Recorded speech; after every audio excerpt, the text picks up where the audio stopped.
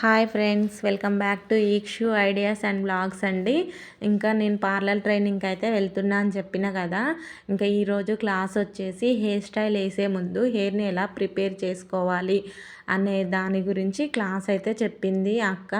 హెయిర్కి ఎలాంటి sprays use చేయాలి, హెయిర్ స్టైల్ వేసే ముందు హెయిర్ని ఎలా ప్రిపేర్ చేసుకోవాలి అనే విషయం అయితే చెప్పారు. చాలా డీప్గా ఎక్స్ప్లెనేషన్ అయితే చేసింది అక్క. ఇప్పుడు వచ్చేసి నాకు క్రింపింగ్ చేస్తుంది అక్క. అంటే లైవ్ మనకు ఎక్స్ప్లెనేషన్ అనేది చేస్తుంది.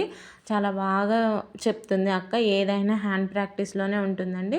ఈరోజు క్రింపింగ్ గురించి చెప్తుంది.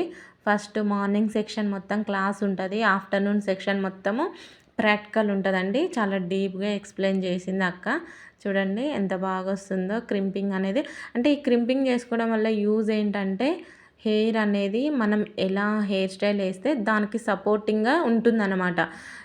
కొంచెం రఫ్ అయ్యి బాగుంటుంది అనే ఉద్దేశంతో హెయిర్కి క్రింపింగ్ అనేది చేసుకోవాలనేసి అయితే అక్క అయితే చెప్పింది. చాలా బాగా ఎక్స్ప్లెయిన్ అయితే చేసింది.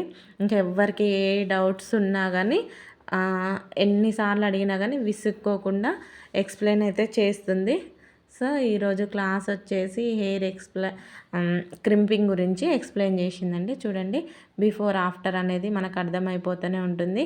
క్రింపింగ్ చేసిన హెయిర్కి, క్రింపింగ్ చేయని హెయిర్కి డిఫరెన్స్ అనేది మనకు అర్థమవుతూనే ఉంది. నేనైతే మిర్రర్ అయితే అస్సలు వదలలేదండి. ఓకేనా, థ్యాంక్ యూ ఫర్ వాచింగ్.